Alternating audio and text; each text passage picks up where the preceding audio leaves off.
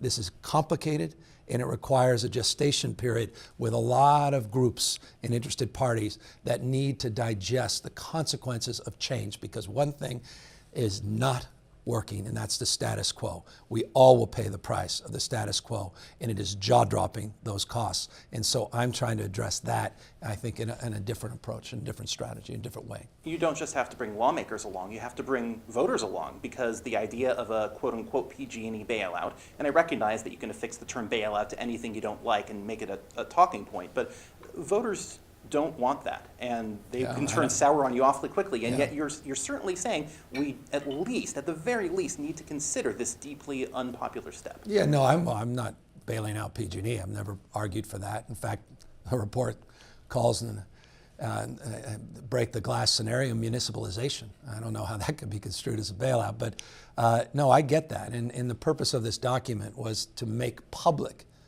the complexities of this. It's a climate change report. It's a report about, procurement. It's about sustainable energy policy. It's a report about governance. It's not a report about PG&E. It's a report about utilities operating with the hots getting hotter and the dries getting drier. It's a report about the backdrop of community choice aggregators and direct access power purchase agreements.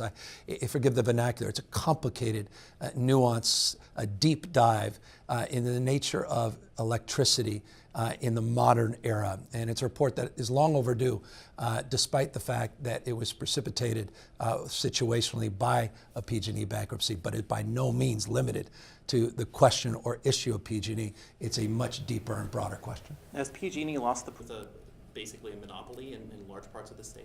I don't know about that. I think they've lost trust, public trust. They've lost trust with this administration. I was very pointed. I sent a letter, but 10 days ago, attaching very strong opinions about their new board of directors, the one that was rumored and ultimately the one that came out. I've been pointed about my expectations in terms of behavior. I said they misdirected and they've mistreated the public. I said that at the press conference. So we've been very pointed, and to the extent that they are committed to changing their ways, we'll wait and see, but they don't have much time to prove that. And meanwhile, we're moving aggressively to influence the bankruptcy proceedings and moreover broaden and influence as it relates to the larger issues of governing in this environment outside of PG&E's territory, including in Southern California and substantively in the southern part of the state, San Diego.